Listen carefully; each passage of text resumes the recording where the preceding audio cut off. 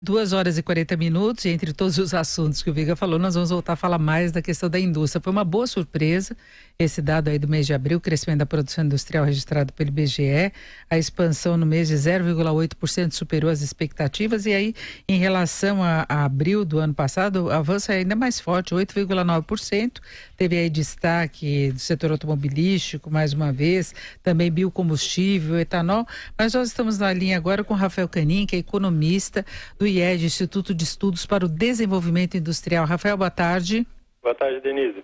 Bom, Rafael, agora claro que a gente tem que fazer ressalva quanto ao que virá dos dados de maio por causa da paralisação provocada pela greve dos caminhoneiros, mas em princípio, como é que você vê esse comportamento da indústria desde o começo do ano? Teve aí antes um início mais vacilante, mas aí quando engatou o número melhor, veio essa surpresa aí da paralisação, né? Pois é. Na verdade, enfim, os primeiros 3 meses do ano, o desempenho foi bem aquém daquilo que seria necessário para realmente dar um pouco mais de robustez à recuperação industrial. Frente ao último trimestre do ano passado, já descontado todos os efeitos sazonais, a indústria ficou praticamente estagnada, isso em janeiro, fevereiro e março. Agora, em abril, finalmente, a gente obteve uma taxa digna de nota, ou seja, uma taxa de crescimento considerável. 0,8 não é lá tão forte assim, mas pelo menos é um crescimento com o qual a gente já pode contar. Agora, maio realmente deve vir decepcionante de novo, ou seja, é uma recuperação que tem sido não só lenta, como a gente vem destacando já desde o ano passado, mas também cheia de interrupções, cheia de descontinuidades, o que não é de nada bom quando a gente precisa efetivamente criar e estabelecer uma engrenagem de reativação do setor que gere algum comportamento de crescimento mais sustentado. Mas, de todo modo, abril veio com uma taxa de crescimento razoável e maior do que aquilo que se esperava.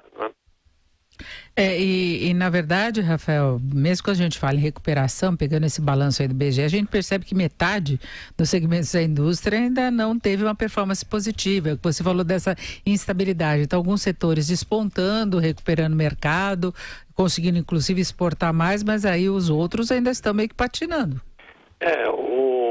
Quando a gente fala que precisa haver um pouco mais de consistência nesse processo de recuperação, a disseminação entre os setores é um dos aspectos. Tem sido já desde o início do ano passado, quando o setor volta ao terreno positivo, esse jogo muito dividido entre setores que caem e setores que crescem.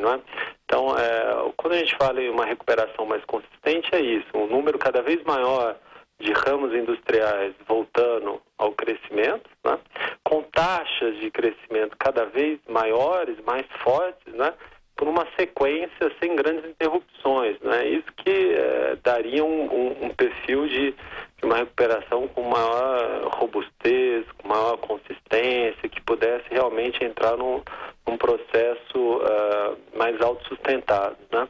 Agora, abril, esse 0,8 também teve muita influência do setor sucroalcooleiro, que afetou positivamente tanto a produção de alimentos como a produção de combustíveis, de biocombustíveis. Então, também foi, apesar dessa disseminação aí de metade dos ramos industriais, a contribuição veio forte em poucos ramos, notadamente a produção sucroalcooleira, mas também a indústria de automóveis, a produção automobilística, que tem sido uma dos ramos industriais que tem liderado aí esse processo de recuperação, muito baseado em exportações, mas também ajudado por uma base de comparação muito baixa, dado que o setor sofreu muito ao longo da crise. Agora, Rafael, para encerrarmos Primeiro, eu queria saber a tua projeção para este ano, se você faz alguma projeção em relação ao quanto que a indústria pode crescer, considerando esses altos e baixos, e uma questão mais específica relacionada à greve dos caminhoneiros, que para garantir essa situação mais estável do diesel, o governo cortou estímulos, mexeu em várias áreas, e uma das medidas foi a redução do Reintegra, que era a devolução de impostos para exportadores. Isso afeta muito o desempenho da indústria? Como é que fica a competitividade?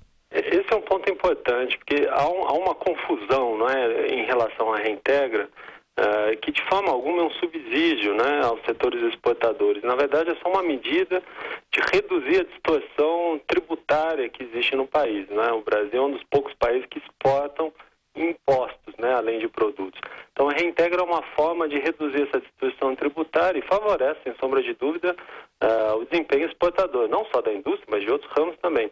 Agora, realmente, esse é um momento em que precisaria contar com esse pilar de sustentação do dinamismo, que são as vendas externas, né?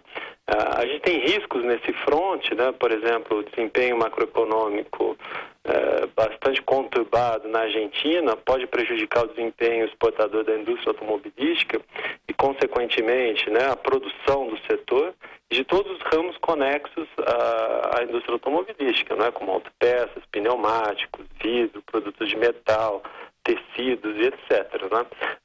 Então, realmente seria um momento que a gente não deveria tirar condições, né, do setor se recuperar, inclusive baseado, né, nesse aumento de exportação.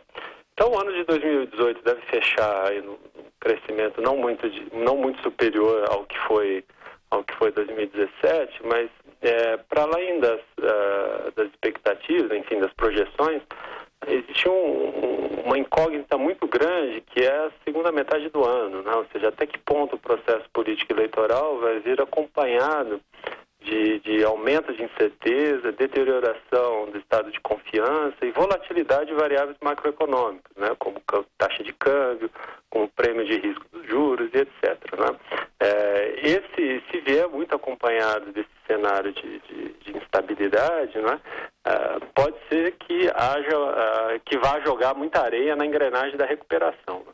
Tá certo, nós ouvimos Rafael Canin, que é economista do IED, Instituto de Estudos para o Desenvolvimento Industrial. Rafael, muito obrigada. Uma boa tarde. Denise, obrigado boa tarde a você e aos ouvintes.